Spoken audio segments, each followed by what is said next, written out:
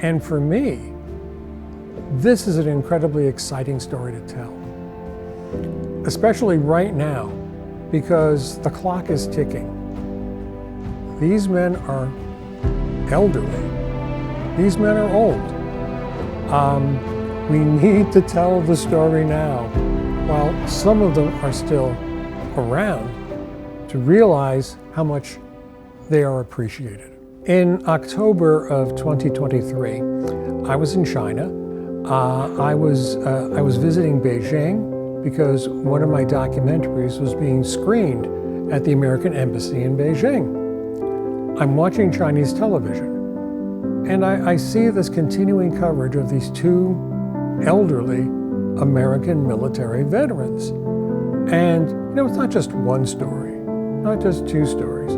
There are a lot of stories. It's on local TV, it's on national TV. And so I asked myself, well, who are these guys? And how is it that they're famous in China, but pretty much forgotten in the United States? And that was the starting point of the documentary, going about and trying to answer those questions. The Flying Tigers. These were American military pilots who, in 1941, before Pearl Harbor, resigned their military commissions and volunteered to go and fight for China. They were about the only effective Allied unit anywhere in Asia. I want to remind Americans who these guys were, what they did, and why what they did was important. At the same time, I want an American audience to know they didn't fight alone, because they literally were fighting side by side with Chinese pilots, members of the Chinese Air Force. There was something called the Chinese-American Composite Wing.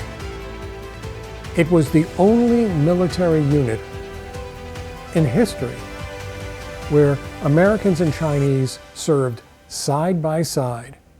And it was commanded under a joint command arrangement, which meant the American officers and the Chinese officers collaborated.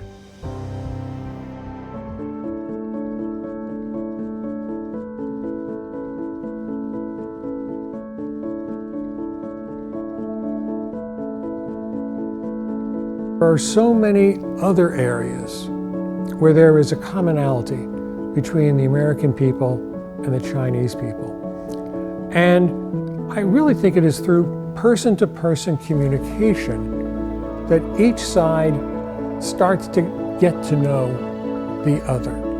However deep our differences may be, I think people on both sides, they don't want to war.